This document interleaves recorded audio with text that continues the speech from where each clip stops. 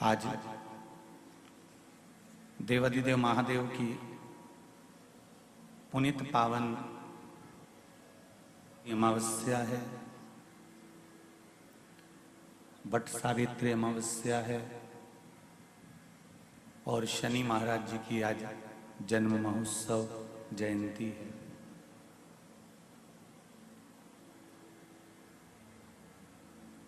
ऐसा कहा गया है कि वट सावित्री अमावस्या के दिन यदि अमावस्या पड़ जाए और नारी वट सावित्री की भी पूजन करे तो नारी का अखंड सौभाग्य प्राप्त होता है।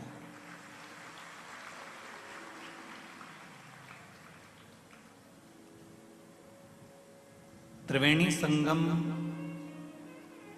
आज वट सावित्री और शनि महाराज की जयंती, ये त्रिवेणी स्नान के बराबर है।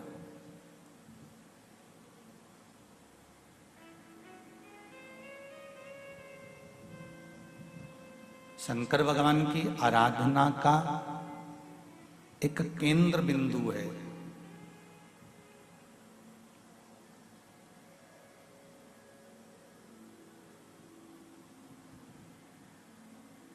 अमावस्या का मतलब क्या होता है? अमावस्या का मूल तात्विक सुख क्या है? अन्य महीने की अमावस्या इतना फल क्यों देती है, इतना आनंद क्यों देती है, हमारे पूर्वजों के लिए इतना सुख क्यों प्रदान करती है? कभी अपने मन में यह भाव प्रकट करिएगा कि अमावस्या इतनी फलदायक क्यों होती है, क्यों हमारे पूर्वज, क्यों हमारे पितर, क्यों हमारे गए हुए जो भी जीव हैं, और केवल कितने कितने किस्मत वाले हो आप सब। शिव महापुराण की कथा कहती है कि श्राद्ध, पिंड, तर्पण, तिलांजलि, जो जन्म लेकर बड़ा होकर चले गया उसका तर्पण हो रहा है, उसकी तिलांजलि हो रही है, उसका पिंड हो रहा है, उसका तर्पण हो रहा है। पर कई कई मेरी जीजियां इस संसार में, कई मेरे जीजा उन बैठे हैं, कई बेटियां बैठी हैं, कई जीजा बैठे हैं, कई माताएं बैठी हैं जिनके गर्भ में 2 महीने का, 4 महीने का, 3 महीने का, 6 महीने का, 7 महीने का कोई बच्चा जन्म लेने के बाद चला गया, किसी का गर्भ में 2-4 महीने का चले गया, किसी का 6 महीने का चले गया, किसी का जन्म लेने के बाद चले गया, कोई कुंवारी अवस्था में मर गया, कोई अधोगति में मर गया, कोई विवाही नहीं हुआ था तो चले गया, कोई छोटा सा बाल्यावस्था में चले गया। ना जाने कैसे जीव चले गए। कई माताएं बैठी हैं संसार सागर में जिनके वो जीव चले गए, क्या करे वो उस बच्चे के। कितने कितने लोगों ने, कितने कितने संसार के पृथ्वी पर रहने वाले जितने भी मानव हैं, मनुष्य हैं, जितने भी भाई बहन यहाँ पृथ्वी पर रहते हैं, मेरी जीजी, मेरे जीजा, मेरी बेटियाँ, बेटा, मेरी माता, मेरे भाई, मेरे बंधु, सब ने पितरों की खूब सेवा, सब ने पितरों के लिए कुछ ना कुछ करा, खूब करा। पर श्राद्ध पक्ष के 16 दिन यदि कोई कुछ नहीं कर पाता है तो वो अमावस्या के दिन, आज के दिन, या तो भगवान की कथा सुनकर, या भोजन कराकर, दान कर कर, पुण्य कर कर, सत्कर्म कर कर, अपने पूर्वजों को दीप लगाकर पार उतार देता। आज के दिन इस अमावस्या की इतनी महत्वता, हर महीने अमावस्या आती है और हर महीने की अमावस्या की इतनी महत्वता क्यों होती, क्यों?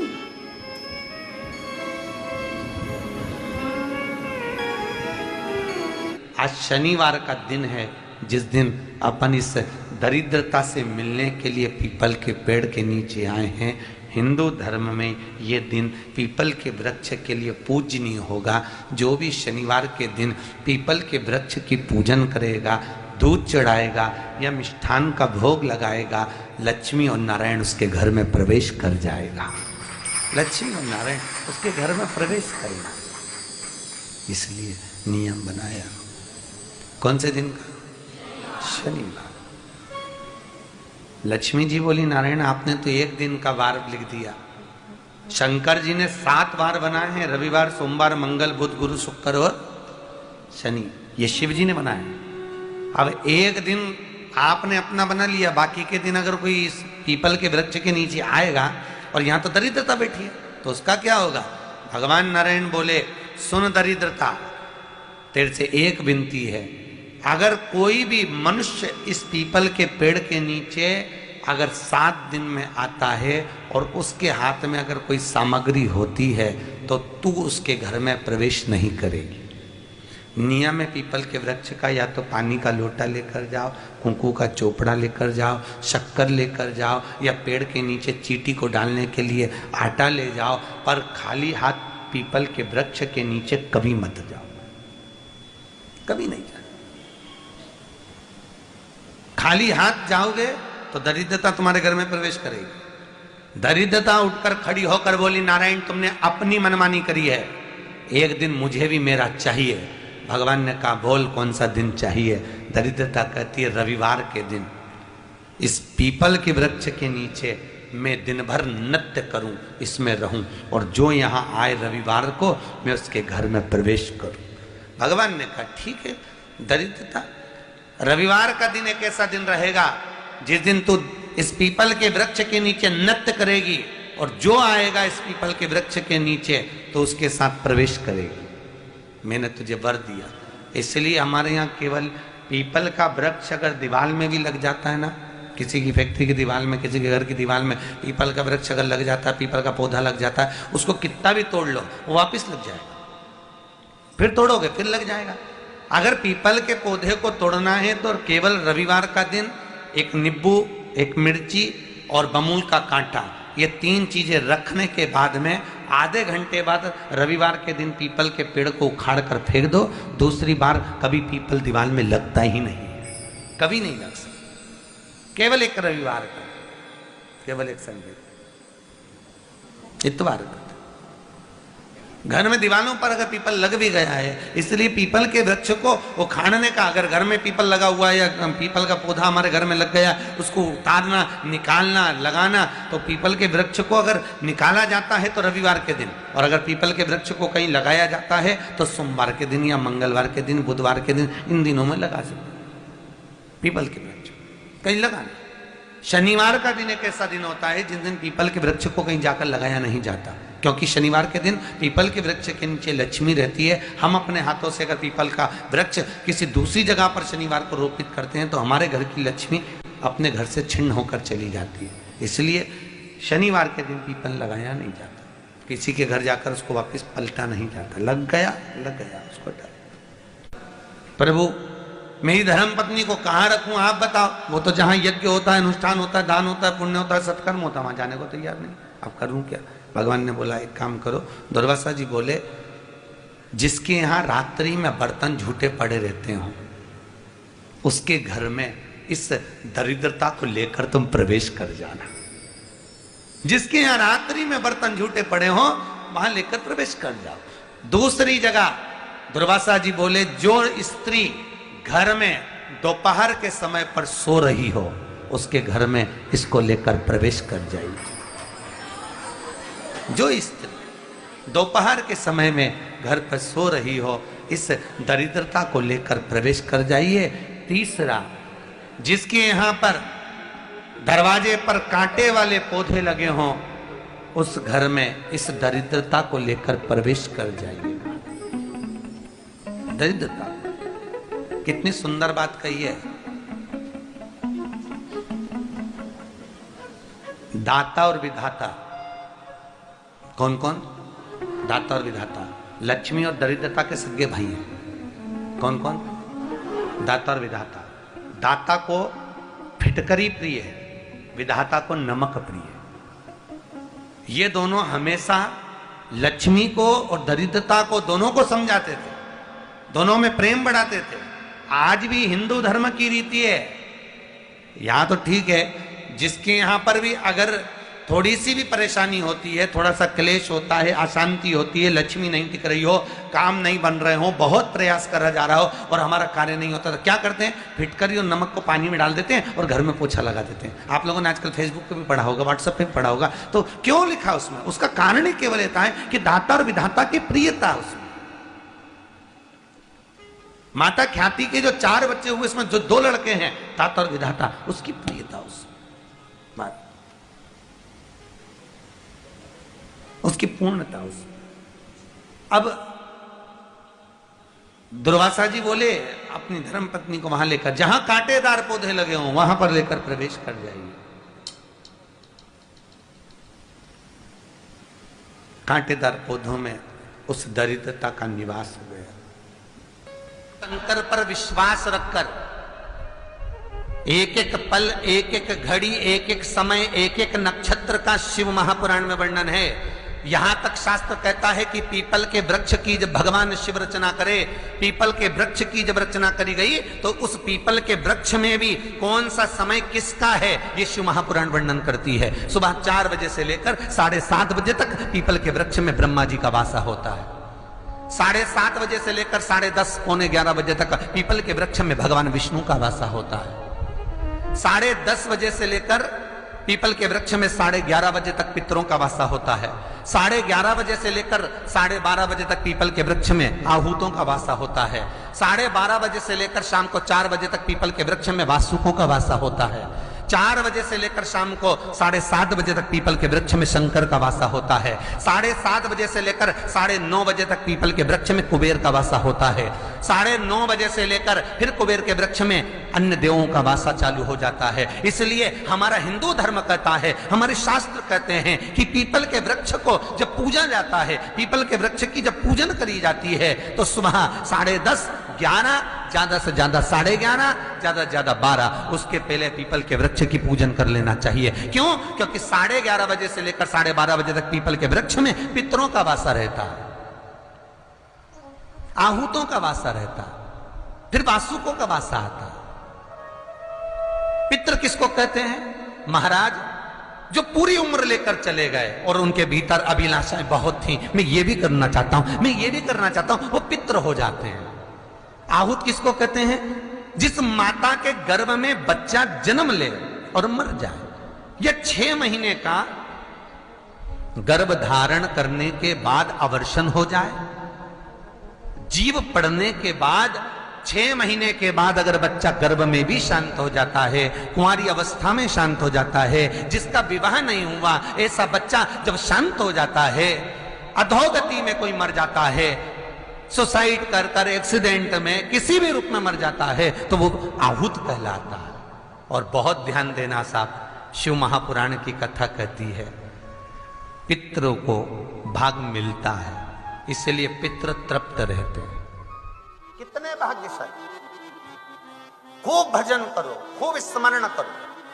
अमावस्या है, अमावस्या के दिन प्रदोष काल में, प्रदोष के समय पर, प्रदोष काल में शाम के समय पर जाकर किसी भी नदी, तालाब, बावड़ी, कुआं, कहीं ना कहीं जो आपके पास में हो, वहां पर एक घी का दिया, बत्ती का मुंह दक्षिण की ओर कर कर अवश्य जला कर जाना, सारे पितृदोष समाप्त हो जाएगा, सारा पितृदोष समाप्त। अमावस्या के दिन किसी भी जलाशय के पास में, नदी, तालाब, बावड़ी, कुआं, जो आपके शहर में, आपके गांव में, आपके नगर में हो, वहां जाकर लगा दे। अगर नदी, तालाब, बावड़ी, कुआं नहीं है तो पीपल का वृक्ष हो या बेलपत्री का वृक्ष हो या बट का वृक्ष हो, उसके नीचे लगा दो प्रदोष काल में। पर अमावस्या के दिन लगाएं जरूर। क्यों?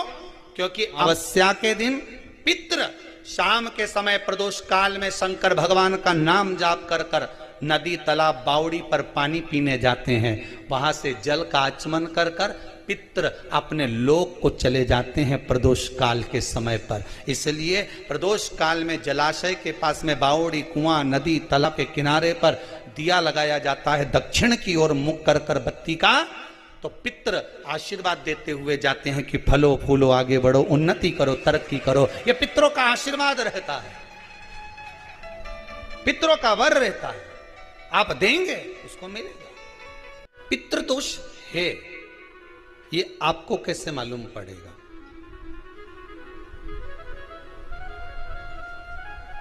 पितृ भूखे हैं, इसका तो वर्णन हमने पहले कर दिया कि रात्रि को जब आप सोने के बाद में 1-1.5 घंटे बाद अगर आपकी नींद खुल जाए, 1 घंटा 1.5 घंटा आप सो लिए, उसके बाद जो नींद खुली तो 1-1.5 घंटे तक अगर आपको नींद नहीं आ रही है, रात्रि को सोने के बाद में 1 घंटे बाद जब उठे तो आपको प्यास लग गई, भूख लगने लगी, प्यास लगने लगी कि मेरे को पानी पीना पड़ेगा, घबराहट हो रही, पानी पीना पड़ेगा। 1-1.5 घंटे सोने के बाद अचानक नींद खुले और आपको प्यास लगे, समझ लेना आपके पितृ भूखे हैं और प्यास है।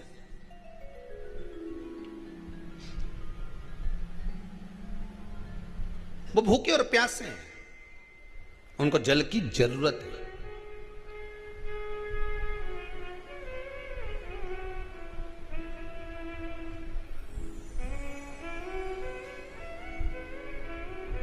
किसी भी नदी में, सरोवर में, कुंड में, बावड़ी में, तालाब में, आप तीर्थ में जाकर जब स्नान करते हैं तो स्नान करने के बाद एक काम का नियम बना लो कि अपने हाथ की अंजलि में जल लेकर अपने पूर्वजों को देना।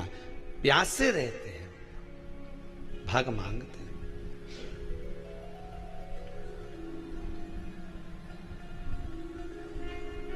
भाग प्राप्त करना।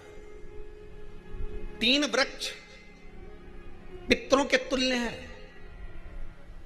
पहला पीपल, दूसरा बट वृक्ष, तीसरा बेलपत्र का वृक्ष। ये पितरों के तुल्य हैं। अगर आपको रात्रि में नींद नहीं आ रही है, ऐसा लगता है कि रात्रि को 1 घंटा 1.5 घंटा सोने के बाद कुछ गलत गलत विचार आने लगते हैं, नींद सुबह 3 बजे तक 4 बजे तक नहीं आती, 4 बजे के बाद फिर नींद आती है, तो एक प्रैक्टिकल जरूर कर देखना। एक प्रैक्टिकल करने में क्या जाता है, प्रयास करने में क्या कुछ जाता है क्या? प्रैक्टिकल कर देखना कि कहीं सीवर वाला महाराज झूठ तो नहीं बोल रहा, तो प्रैक्टिकल करने में कुछ नहीं जाए। 1 लोटा पानी लो, उसमें थोड़ा सा कच्चा दूध डाल लीजिए, बेलपत्री का पेड़ या पीपल का पेड़ या बट का पेड़, इन पेड़ के नीचे ले जाकर उस दूध को दोपहर में सुबह 10 बजे से लेकर 12 बजे के बीच में ले जाकर चढ़ा दीजिए।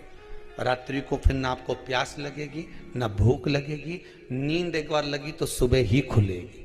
प्रैक्टिकल करने में क्या जाता है? पानी डालने में तुम्हारा कुछ जाएगा?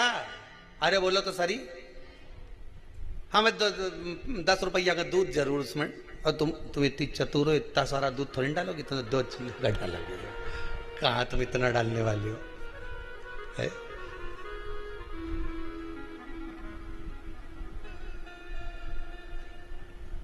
प्रैक्टिकल करने में क्या जाता है? कुछ भी नहीं बिगड़ेगा। ये तो बस जल डालोगे, तुम्हारा ही कुछ अच्छा हो सकता है, बाबा की कृपा है।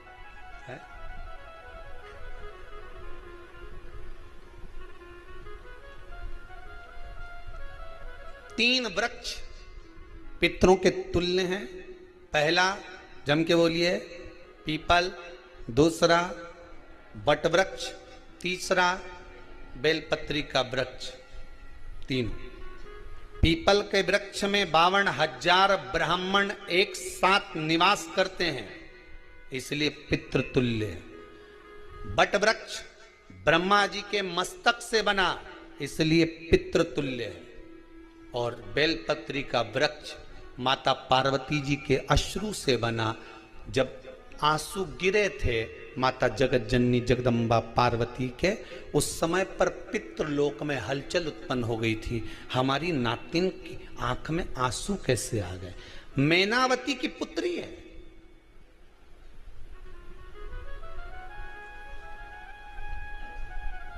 पितरों की नातिन, इसकी अश्रु कैसे गिर गए? पार्वती जी ने कहा ये आंसू नहीं, मेरा पुण्य भाग प्रकट करती हूं बेलपत्री के रूप में। तो पितरों ने वर दिया था कि ये बेलपत्री का वृक्ष हमारा आशीर्वाद है, इसके नीचे अगर कोई दीप लगाता है, शिव को स्पर्श कर चढ़ाता है, उसके पितरों की शांति होगी, हम स्वयं उसको आशीर्वाद देने के लिए पधारेंगे। बेलपत्र का व्रत पितृ तुल्य।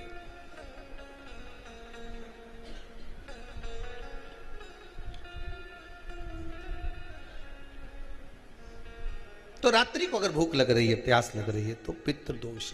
दूसरा पितृदोष का लक्षण बताया, घर में कोई शुभ कार्य ना हो, वंश की वृद्धि ना हो, 1 रुपये कमाओ, 1.25 रुपये खर्च हो रहे हैं, पैसा 10 जगह से कमाई आ रही है पर घर में टिक नहीं पा रही है, आया गया, पितृदोष। जरा सी कटोरी पड़ी है, उसके पीछे विवाद चालू हो जाए, पानी ढुल गया, उसके पीछे विवाद हो जाए, या छोटी छोटी बात में घर में क्लेश मचा हुआ है, पितृदोष है। समझ लो हमारे पूर्वज हमसे खुश नहीं, प्रसन्न नहीं। मौका लग जाए, सारी दुनिया के लोग तुमसे कह रहे हैं तेरे घर में पितृदोष है, 1 रुपये कमाते हो, 1.25 रुपये खर्च होता है, मानसिक टेंशन बना रहता है। घर में एक व्यक्ति बीमार है, ठीक हुआ, दूसरा बीमार पड़ गया, दूसरा ठीक हुआ, तीसरा बीमार पड़ गया, तीसरा ठीक हुआ, चौथा बीमार पड़ गया, मतलब कहीं ना कहीं पितृ का भाव, पितृदोष का वर्णन। किसी ने कहा तुमसे कि तेरे यहाँ पितृदोष है, तूने ब्राह्मण को भोजन करा दिया, पिंडदान करा दिया, तर्पण करा दिया, तिलांजलि करा दी, गया जी का श्राद्ध कर दिया, हरिद्वार चली गई, वहां पिंडदान करवा दिया, ब्राह्मण भोज करवा दिया, तिथि पर भोजन करवा दिया, सब कुछ करवा के देते। अब एक काम और करके दे, एक काम और करके देख लो। जब तुम घर में भगवान शंकर की आरती, तुम्हारे घर में शंकर जी का शिवलिंग है, भले काय का भी हो, छोटा सा, भले सियोर का कंकर शंकर हो, नर्मदा का कंकर हो, चाहे शंकर पारक के हो, पीतल के हो, स्टील के हो, लकड़ी के हो, जिसके भी हो, लोहे के हो, पाषाण के हो, जिसके भी हो, शंकर का शिवलिंग अगर हमारे घर में है और आप रोज प्रतिदिन भगवान की आरती करते हो, प्रतिदिन, और आपको लग रहा है कि मेरे यहाँ तकलीफ चल रही है, ये ठीक ही नहीं हो रही, लगभग 1.5 महीना आप कम से कम 45 दिन, 1.5 महीने के करीब में ऐसा प्रयास करना कि भगवान की आरती, शिवलिंग, शंकर भगवान के शिवलिंग की आरती करने के बाद उस दिए को भगवान के सामने मत रखो, उस दिए को उठाकर जहां तुम पानी का मटका रखते हो, हंडा रखते हो, जिससे तुम पानी पीते हो, तुम्हारे रसोई घर में जो पानी का मटका, हंडा, बाल्टी, आरओ का पानी जिस मटके में गिरता है, हंडे में गिरता है, जिसको हमारे पितरों का स्थान कहते हैं, उस स्थान पर, उस मटके के पास में, उस हंडे के पास में, उस बाल्टी के पास में, जहां रसोई घर में पानी रखते हो, उस रसोई घर में पानी जहां रखते हो, उसके पास में उस दिए को भगवान के सामने नहीं रखना। आरती उतारने के बाद उस दिए को ले जाके सीधे परिंडे के पास में, उस हंडे के पास में, मटके के पास में उसको रखो। केवल 1.5 महीना कर कर देखना। 1.5 महीने के बाद तुम्हें मालूम पड़ेगा कि हम वापिस उन्नति की सीढ़ी पर चढ़ना प्रारंभ कर दिए, हमें फल मिलना चाहिए। अब तुम्हें ना कहीं जाना है, ना कहीं आना है, ना कोई खर्चा है। खर्चा है क्या? ईमानदारी से बोलो, कोई तुम्हारा लाखों का रुपया लग गया क्या? रोज आरती करते हो रोज आरती। बस आरती का नियम बना लो कि हमको पितृदोष किसी ने बोला है, हमारे घर में अशांति है, पितृदोष है, कोई कह रहा है कि तुम्हारे घर में पितृदोष है, हमने सब कुछ करके देख लिया। अब हमें यह करना है कि महादेव की आरती जब होती है तो उसकी ज्योत का दर्शन करने पर 1000 कपिला गाय के दान का पुण्य मिलता है। तो ये पुण्य हम हमारे पितरों को देते हैं, जिससे उनकी मुक्ति हो जाए और हमें आशीर्वाद प्राप्त। उस दिए को नीचे नहीं रखना, आरती उतारने के बाद आरती पूरी हो जाए तब उस दिए को ले जाकर, जब आप ले जाकर उसको रखें तब उस स्थान पर रखें जहां पितरों का स्थान, जहां पितरों का स्थान। बट सावित्री की अमावस्या के दिन सौभाग्यवती नारियां अखंड सौभाग्य के लिए बट सावित्री का व्रत आप लोग करते होंगे, कई लोग अखंड सौभाग्य के लिए करेंगे, क्योंकि इस बट के पेड़ के नीचे भगवान विष्णु शंकर जी से विनती करे थे वर के लिए, इसलिए अखंड सौभाग्य का देने वाला। दिल से बताना, जितनी सौभाग्यवती माताएं होती हैं ये संक्रांति पर भी 13 चीजें दान करती हैं, 14 चीजें दान करती हैं। बीच में कोई 16 सोमवार का उद्यापन करेंगी तो भी सुहाग की सामग्री देंगी। उद्यापन करेंगे तो भी सौभाग्य की सामग्री देंगी, कोई कार्य करेंगे तो भी सौभाग्य की सामग्री देंगी। सौभाग्य की सामग्री का दान क्यों किया जाता है? सौभाग्य सूचक वस्तुओं का दान क्यों किया जाता है? सौभाग्य की वस्तुएं क्यों प्रदान करी जाती है, क्यों दी जाती है? उसका कारण क्या है?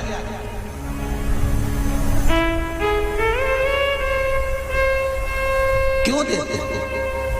महाराज,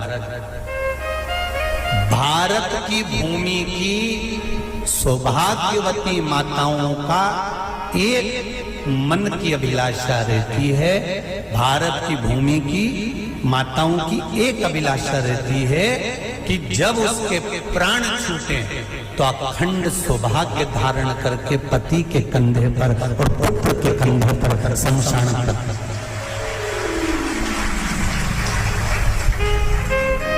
ये भारत की भूमि की माताओं की सोच है, उनके मन का संकल्प, उनके मन का भाव।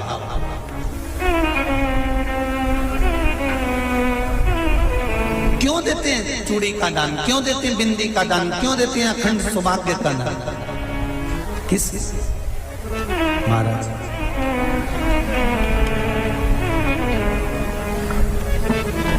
मेरे हाथों में भर भर के चूड़ी रहे,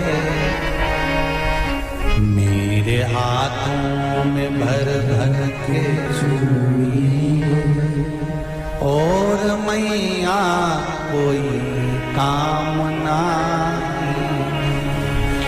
मेरे मस्तक पे चमकती चूनर रहे, मेरे मस्तक पे चमकती चूनर रहे, और मैया कोई कामना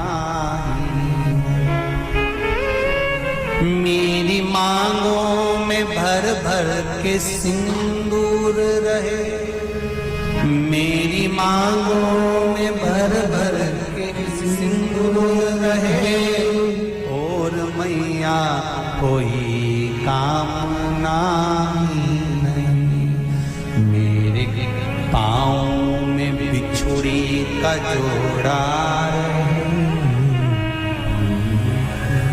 एक बिछुड़ी नहीं,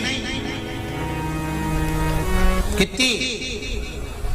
2, 3, 4, 5, एक एक पाँव में जोड़े से बिछुड़ी होना चाहिए, केवल एक नहीं, सिंगल नहीं। वो तो आजकल का फैशन हो गया महाराज, जो केवल एक बिछुड़ी धारण कर लो उसी में फैशन दिखे। विष्णु महापुराण की कथा कहती है जब बेटी को विदा करा जाता है और पहली बार बेटी के पांव में जब बिछुड़ी डाली जाती है तो वो बिछुड़ी भी अलग अलग नहीं होती, उस बिछुड़ी के जोड़ को चेन से एक दूसरे से बंधा हुआ होता। बोलो सही है कि गलत? जितने आस्था चैनल पर कथा सुन रहे हैं, जितने फेसबुक पर सुन रहे हैं, यूट्यूब पर सुन रहे हैं, सुन लेना कि मेरे भारत की माताओं का जब पाणी ग्रहण संस्कार किसी बेटी का होता है, उसके पांव में जब पहली बार बिछुड़ा पिनाया जाता है, बिछुड़ी पिनाई जाती है, तो वो बिछुड़ी भी एक दूसरे से बंधी हुई होती है, चेन से बंधी हुई होती है। उसको अलग अलग वाली बिछुड़ी शादी के मंडप में नहीं पिनाई जाती। क्यों?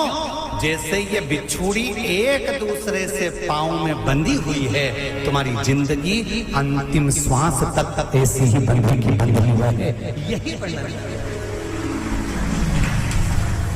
वो तो अब माताओं ने थोड़ा सा फैशन चेंज कर दिया, अब पांव में ज्यादा बिछुड़ी निकलती, गड़ती है, चुभती है, एक बिछुड़ी धारण है। महाराज पर नहीं, बिछुड़ी भी दो हो, जोड़े से। हमारी माताएं, भारत की भूमि की जो माताएं हैं, ये चूड़ी भी हाथ में पहनती है तो जोड़े से पहनती है। बोलो जैसा सही है कि गलत है? एक अकेली चूड़ी माताएं हाथ में धारण नहीं करती हैं। अगर भारत की भूमि की संस्कारित माताएं हैं और भारत की भूमि की सभ्यता और संस्कृति को जानती है तो अकेली चूड़ी नहीं, जोड़े की चूड़ी पहनेगी, 2 चूड़ा डालेगी, 4 डालेगी, 12 डालेगी, पर सिंगल नहीं, अकेले। महापुराण की कथा ये कहती है कि पार्वती जी ने और गंगा जी ने जितना सौभाग्य का दान दिया है, उनके बराबर दुनिया का कोई व्यक्ति इतना सौभाग्य का दान नहीं दे सकता जो माता गंगा और पार्वती दोनों दान दे रहे हैं।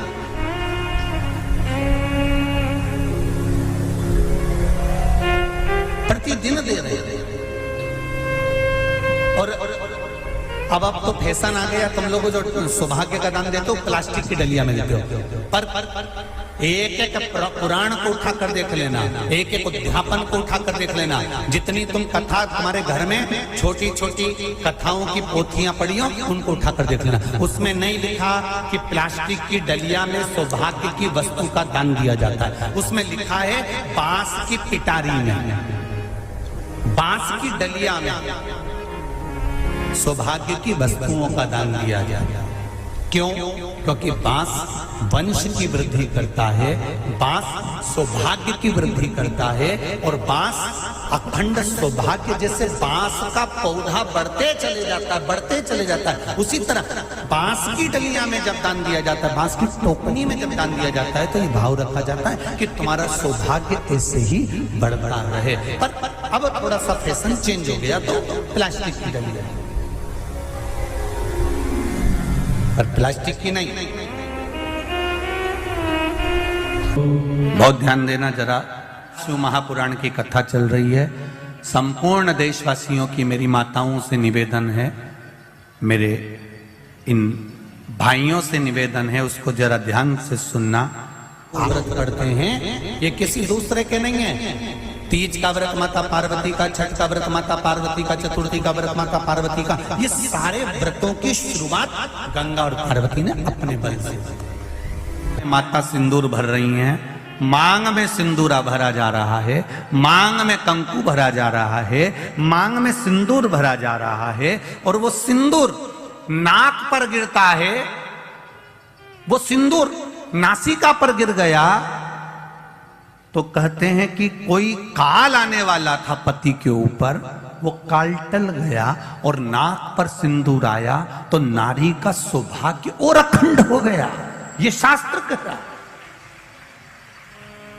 और सिंदूर भरते समय वही सिंदूर अगर भूमि पर गिर गया तो, अब देखिए जरा, देवी भागवत को उठाकर पढ़िएगा, वो सिंदूर जो मांग में भरा जा रहा है और नाक पर गिर गया तो शुभ होगा, पति की उम्र बढ़ाएगा, घर में बच्चों का विवाह होने वाला होगा, कोई अच्छी सूचना आने वाली होगी। मांग में भरने वाला सिंदूर नाक पर आकर गिरता है तो कोई सूचना अच्छी मिलने वाली होती है, कोई बंधन कटने वाला होता है, कुछ अच्छा हमारे परिवार में होने वाला होता है, पति की उम्र बढ़ने वाली होती है, कोई रोग आने वाला था वो कट रहा होता है। और वही सिंदूर अगर भूमि पर मांग में भरते समय गिर जाता है तो समझ लो कि कुछ ना कुछ ऐसा काम होने वाला है कि मेरी आंख में आंसू आएंगे, वो निश्चित है, वो निश्चित है। चाहे वो किसी प्रॉपर्टी के चक्कर में हो, परिवार के चक्कर में हो, नातों के चक्कर में हो, पुत्रों के चक्कर में हो, बेटियों के चक्कर में हो, पति के चक्कर में हो, रिश्तेदारों के चक्कर में हो, कुटुंब मायका ससुराल के चक्कर में हो, पर निश्चित है कि नेत्र में जल जरूर आएगा, ये निश्चित था। क्योंकि भूमि पर वो सिंदूर अगर नाक पर गिरा है तो शुभ है, पर वही सिंदूर अगर भूमि पर गिरा है तो वो अशुभ है। आप किसी देवी मंदिर में दर्शन करने के लिए गए,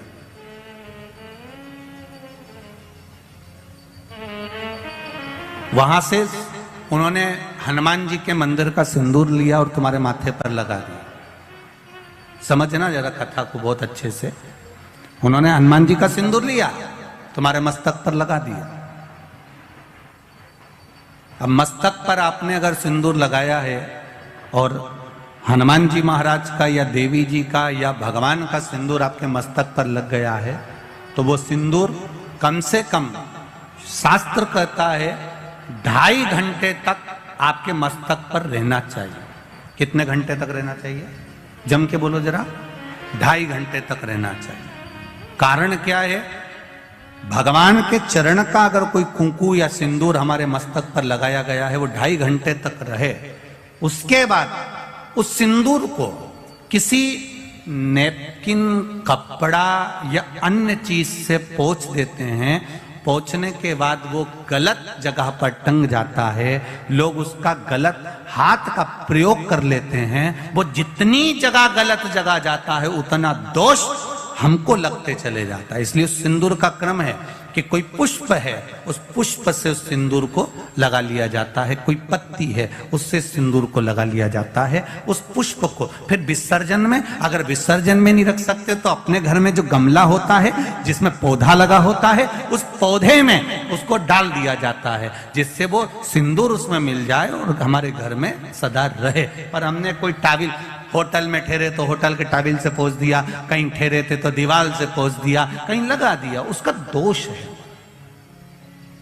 उसका दोष।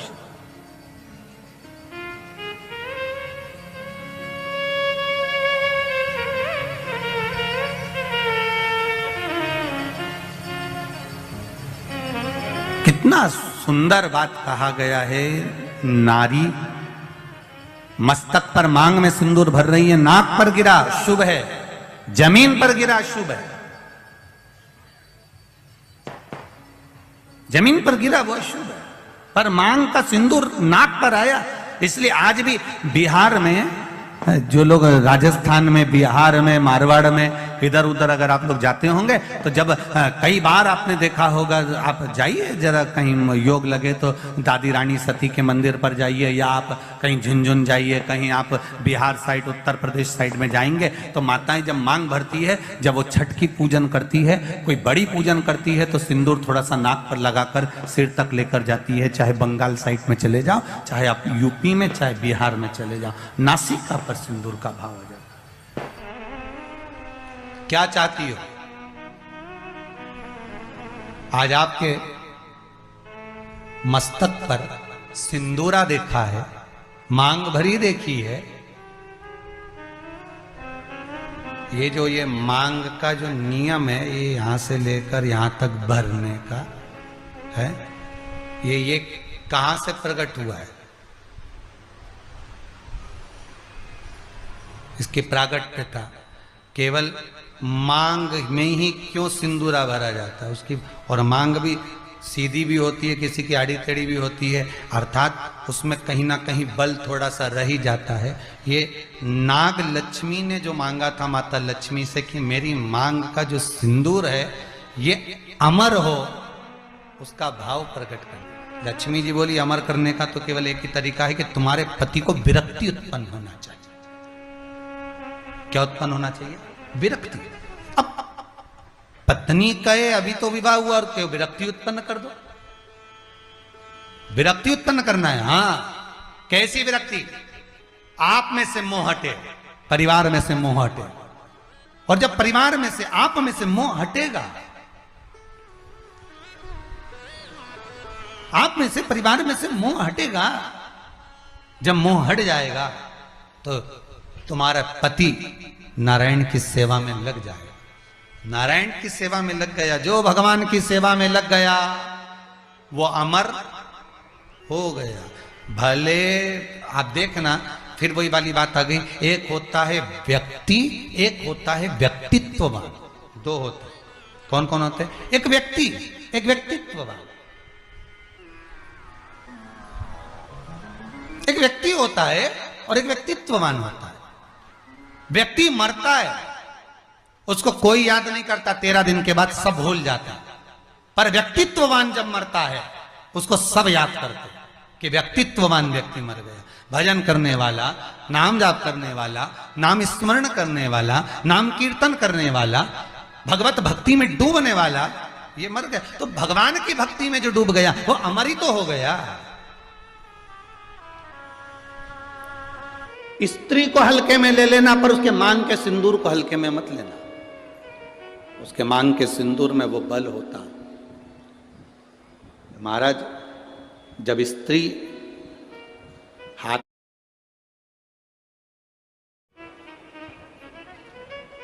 स्त्री को हल्के में ले लेना, पर उसके मांग के सिंदूर को हल्के में मत लेना। उसके मांग के सिंदूर में वो बल होता। महाराज, जब स्त्री हाथ में सिंदूरा लेती है ना, आपके इधर कैसे सिंदूर लगाते हैं हमको तो नहीं मालूम, पर सुहागन स्त्री जिसकी शादी हो गई, वो स्त्री जब अपने हाथ में सिंदूरा लेती है, स्त्री कभी भी सिंदूर जब लगाती है तो सिंदूर की डब्बी को कहीं रखकर नहीं लगाती, हमेशा याद रखना। जिस नारी सिंदूरे को नीचे रख दिया या सिंदूरे को अलमारी पर रख दिया या सिंदूरे को टेबल पर रख दिया और उसमें से लेके सिंदूर लगा रही है, तो वो नारी, हाँ, एक जगह पर सिंदूरा रखा जा सकता है, जब आप सुहागल कर रहे हो, कोई पूजन कर रहे हो, तो आप देवी जी को, गणेश जी को जो सिंदूर चढ़ा रहे हो वो चढ़ा हुआ जमीन पर भी रखा हुआ मांग में धर सकते हो। पर जब आप स्वयं 16 श्रृंगार कर रहे हो, उस जगह पर सिंदूरा जमीन पर नहीं रखा जाता। सिंदूरा जमीन पर रखा हो, नारी मांग का सिंदूर भरती हो, तो पति को रोग ग्रसित करता ही है, पति रोगीला होता ही है, ये निश्चित है। उसका पति रोगीला जरूर होगा, ये निश्चित है, उसको रोग जरूर घेरेगा, ये पक्का है। स्त्री जब सिंदूरा में, यहां तक शास्त्र प्रमाण देता है कि एक दुल्हन पहली बार जब मांग भरती है और पति उसकी मांग भरता है, तो पति के भी हाथ में सिंदूरा पकड़ाया जाता है और पति अपने हाथ से उस मांग को भरता है। पति के हाथ में सिंदूरा पकड़ाया जाता है। वो सिंदूरा साधारण नहीं है।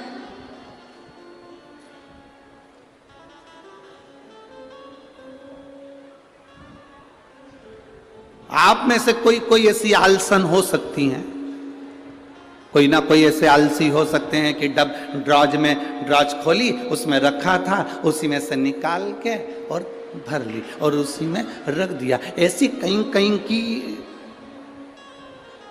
मिस इंडिया हो सकती है, ऐसी कहीं कहीं की।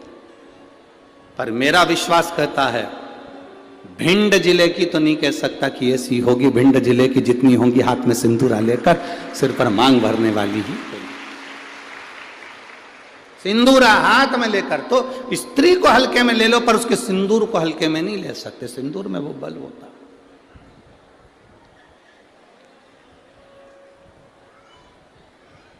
एक कौन सा राक्षस है जिसका संहार, वो कौन सा राक्षस है जिसका संहार एक स्त्री ने मांग के सिंदूर से अपने दूसरे प्रतिबिंब को प्रकट कर कर मारा था? वो कौन सा राक्षस है? ऐसा कौन सा राक्षस जिसको वर था कि वो स्त्री के हाथ से मरेगा और स्त्री अपने मांग के सिंदूर से, उस सिंदूर से अपनी परछाया प्रकट कर लेती है और परछाया से मारती है? वो एक ही राक्षस था, मुल्कासुर। कौन सा राक्षस? मुल्कासुर। उसको माता जानकी जी ने मारा था, लंका में जाकर मारा था, लंका के दरवाजे पर। कौन था मुल्कासुर? कुंभकर्ण की पत्नी का पुत्र, कुंभकर्ण का बेटा। कुंभकर्ण की जो पत्नियां थी उसमें से एक करकटी थी जिसका पुत्र भीम था। उस भीम को शिवजी ने मारा था तो वह भीमा शंकर बन गया था। और कुंभकर्ण का एक बेटा था मुल्कासुर, जो जन्म लेने के बाद मूल में हुआ था तो उसको भिगवा दिया गया था, जिसको सीता जी ने मारा था, माता जानकी जी ने मारा था। मांग के सिंदूर में कितना बल होता है।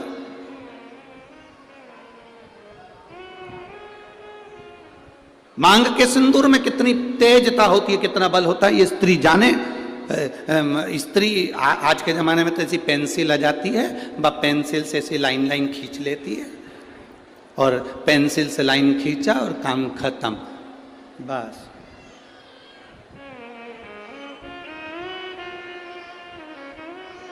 नहीं नहीं भाई,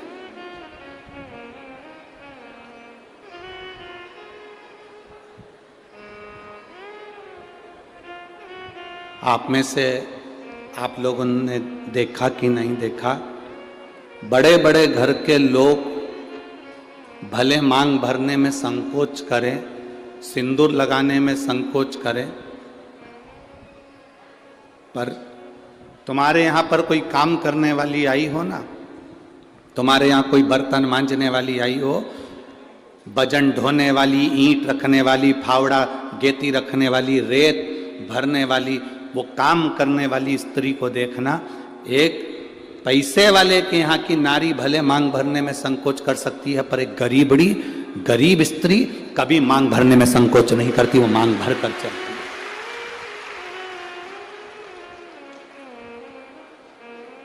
आपके यहां कोई बर्तन मांजने वाला आते हो, आपके यहां कोई झाड़ू लगाने वाली आती हो, आपके यहां कोई पोछा लगाने वाली आती हो, आपके यहां तगाड़ी ढोने वाली आती हो, वो स्त्री मांग में सिंदूर भर कर चलती है। बोलो जी जी आप लोगों ने देखा है कि नहीं देखा, ईमानदारी से बोलना हो। कथा ऐसे नहीं चलती कि महाराज ने बोल दिया और तुमने स्वीकार कर लिया, तुम तो दिल से बोलो कि तुमने देखा कि नहीं देखा। वजन ढोने वाली मांग में सिंदूर भर लेगी और मांग में सिंदूर भरकर वजन ढोलेगी। किसी उस स्त्री से पूछना कि मांग में तो सिंदूर भर लेती है, भले तू कैसी भी दिखे पर तेरी मांग खाली नहीं रहती है, उसका कारण क्या है? तो वो स्त्री कहती है कि मैं कितना भी बोझा ढोलूं, मेरा पति मेरे साथ में वजन ढोने में साथ रहता है। मांग के सिंदूर में वो बल होता है महाराज। वो सिंदूर जो सीता जी अपनी मांग में भर रही, वो सिंदूर आज तक ददरुआ धाम सरकार श्री हनुमान जी महाराज के तन पर तुम्हें लगा हुआ दिखता है। उस सिंदूर में कितना बल होगा, उस सिंदूर में कितना आनंद होगा, वो सिंदूर क्या साधारण होगा? नारी जब मांग में सिंदूर भरे, उस समय दर्पण के सामने केवल नारी हो, कोई दूसरा नारी को मांग में सिंदूर भरता हुआ ना देखे। जब नारी गले में मंगलसूत्र धारण कर रही हो या 16 श्रृंगार जब नारी धारण कर रही हो, उस समय पर कोई ना देखे। नारी का जो श्रृंगार है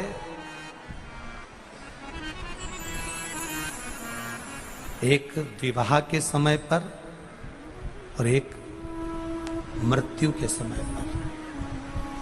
सौभाग्यवती नारी का श्रृंगार दो जगह पर भले सर्व रूप में देखा जा सकता है, क्योंकि बाराती सब बैठे रहते हैं और दूल्हा मांग भरता है, बाराती सब बैठे रहते हैं और दूल्हा मंगलसूत्र पहनाता है, सब लोग बैठे रहते हैं और पांव में बिछुड़ी दबाई जाती है, सब बैठे हुए हैं, मांग का सिंदूर भरा रहा।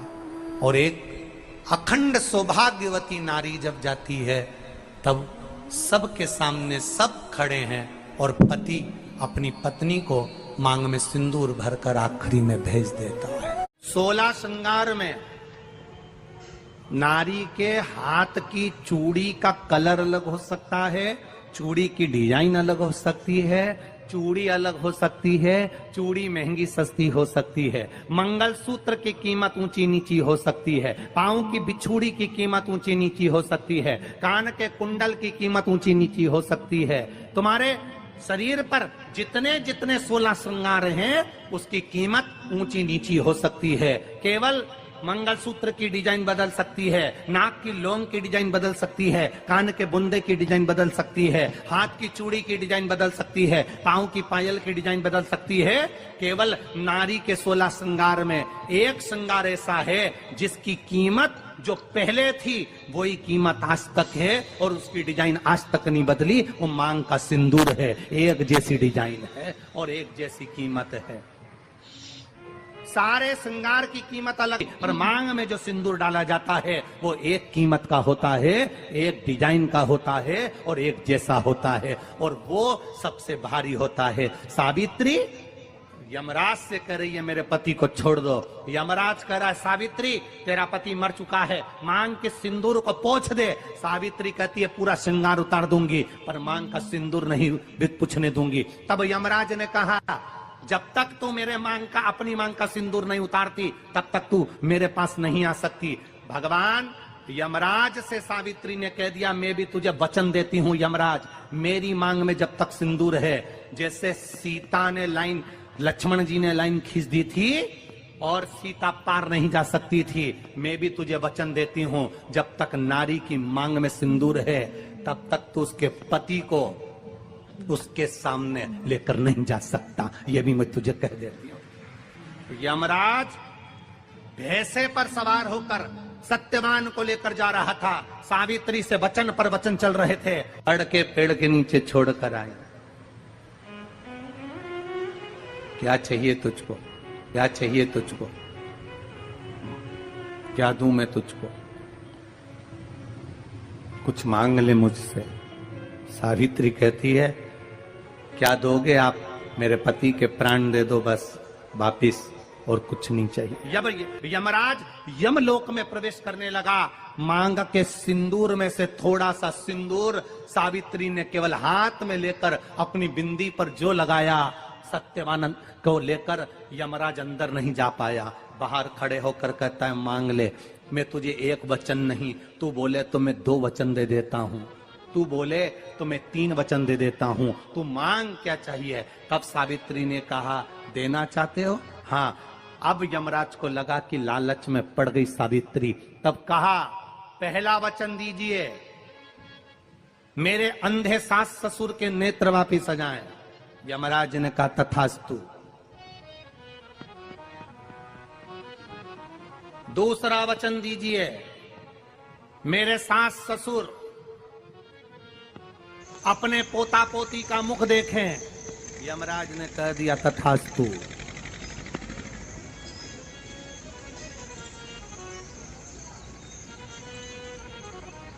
जाओ।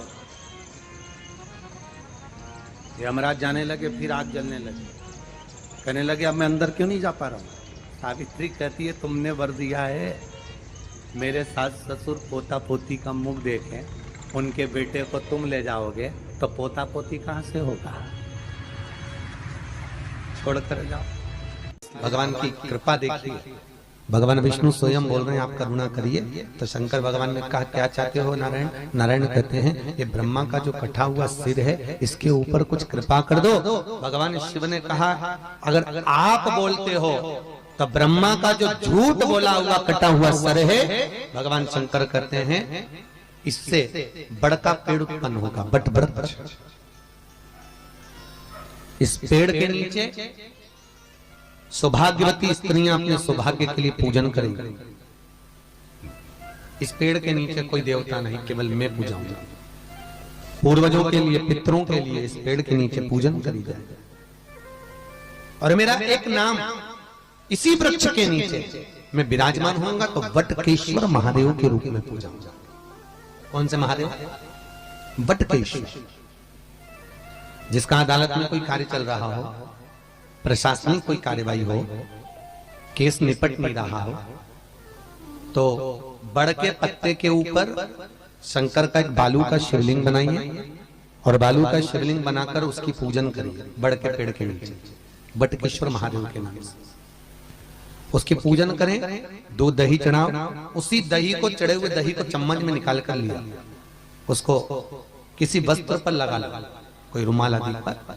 और जो अदालत में जा रहे हो किसी कार्रवाई के लिए और अपने पक्ष में अगर निर्णय नहीं आ रहा तो उसको जेब में रखकर लेकर चले जाइए, आपके पक्ष में वो जवाब आ जाएगा।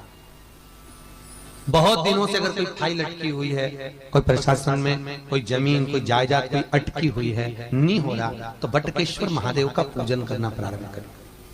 कौन से महादेव? वटकेश्वर, जो बड़ के पेड़ के नीचे विराजमान होते हैं, वट वृक्ष के नीचे जो विराजित है, वटकेश्वर महाराज। यही वटकेश्वर महादेव के शास्त्र कहता है जिसको पथरी की बीमारी हो जाती है ना, स्टोन हो जाता है, कहीं किडनी के पास, कहीं लीवर के पास, कहीं अन्य अन्य जगहों पर स्टोन जिसको हो जाता है, पथरी की बीमारी, तो जो दुर्वा होती है उस दुर्वा को महाराज बड़ के पेड़ के नीचे शंकर को समर्पित कर कर वही दुर्वा वटकेश्वर महादेव के पेड़ के नीचे वटकेश्वर महादेव का स्मरण कर कर चबा चबा कर खा लेने से, दुर्वा ये सादी दुर्वा, तो सफेद नहीं, सादी दुर्वा, चबा चबा कर खा लेने से महाराज कुछ ही दिनों में पथरी समाप्त हो जाता है, स्टोन की बीमारी। वटकेश्वर महादेव,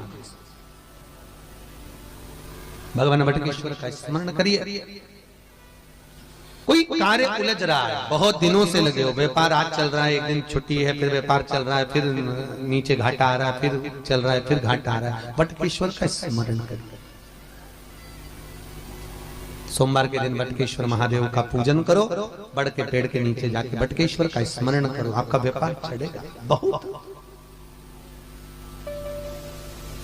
बटकेश्वर महादेव का पूजन एक जगह और काम आता है, कोई पैसा खा के भग गया, नहीं दे दिया, 25,000 फोन लगा दिया, पैसा नहीं आ रहा, बहुत प्रयास कर लिया, नहीं मिल रहा, तो पीपल का पत्ता, बड़ का पत्ता नहीं, पीपल के पत्ते पर शंकर के शिवलिंग का निर्माण, उसकी पूजन करना।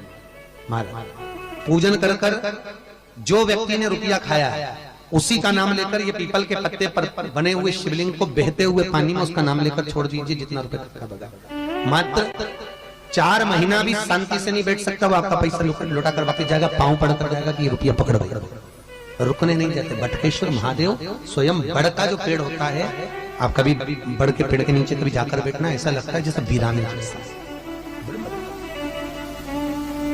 रुकने नहीं देते, गया हुआ पैसा भी वापस।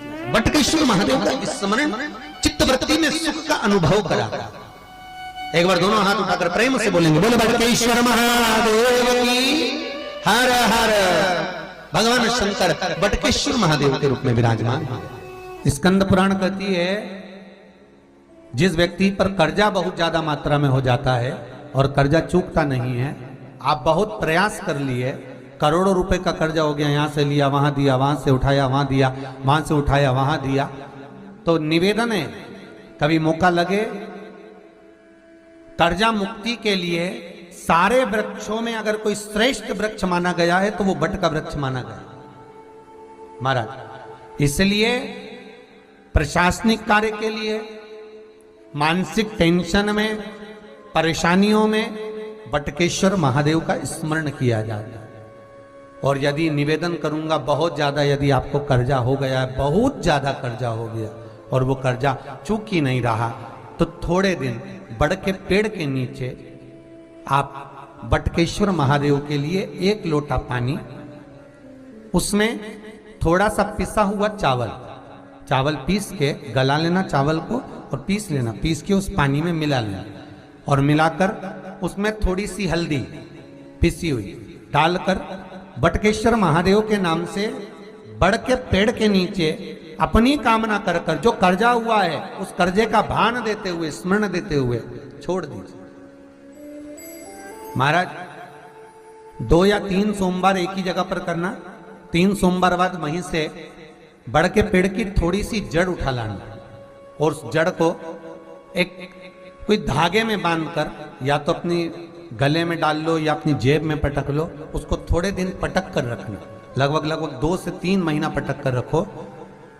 वो जड़ जैसे बड़ का पेड़ विस्तार होता है, पानी गिरे ना गिरे, जल वृष्टि हो ना हो, गर्मी पड़े ना पड़े, उसको कोई फर्क नहीं पड़ता, बड़ का वृक्ष आप रूप फैलता जाता है, उसकी जड़ें अपने आप प्रबल होती है।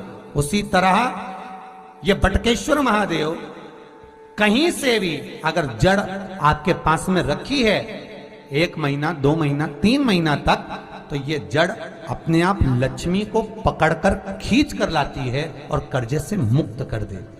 बटकेश्वर महादेव का स्मरण सुख का देना हो। प्रदोष काल कब होता है? सूर्य अस्त होने वाला है, सूर्य डूबने वाला है, उसके 45 मिनट पहले से सूर्य डूब जाता है, उसके 45 मिनट बाद तक प्रदोष काल का समय होता है। शिव जी के भ्रमण का समय क्या है? यही प्रदोष। प्रतिदिन मेरे देवादिदेव महादेव भ्रमण पर निकलते, प्रतिदिन।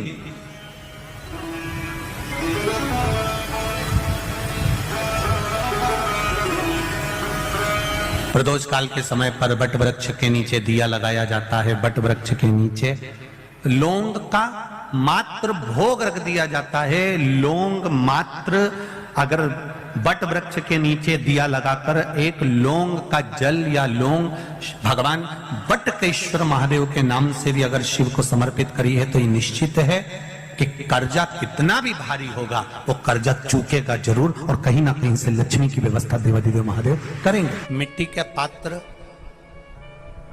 उस मिट्टी के पात्र के ऊपर एक तांबे का पात्र। अब जरा माताएं बड़ा ध्यान लगाकर सुनिएगा, कथा चूके ना। आपको 10 जगह जाकर सिर नवाने की जरूरत ना पड़े, एक महादेव के चरणों से ही आपका आनंद सुख प्राप्त हो जाए। एक मट्टी का पात्र, और मट्टी का अगर कोई कलश है छोटा सा, उस कलश के ऊपर तांबे का कलश।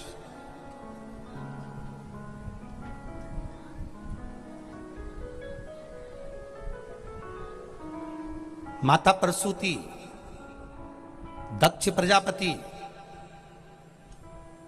और माता वीरणी, इन तीनों का स्मरण कर कर जो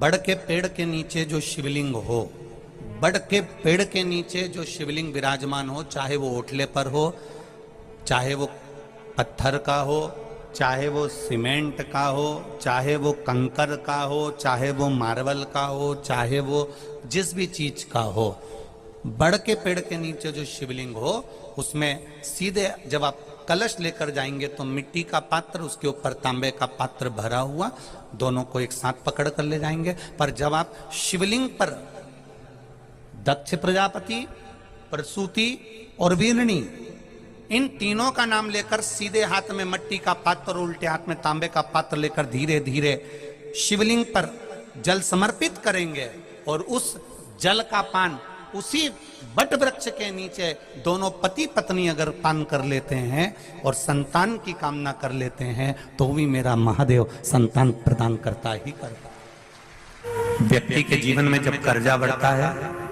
कहीं कोई व्यक्ति को धन दिया, पैसा दिया, और वो पैसा लौट कर नहीं आता, तब बटकेश्वर महादेव का पूजन किया जाता है। कोई व्यापारी धन खाकर भग गया, पैसा खाकर लेकर भग गया, नहीं दे रहा है, कहीं कर्जा बढ़ते चले जा रहा है, तब बटकेश्वर महादेव का पूजन किया जाता है।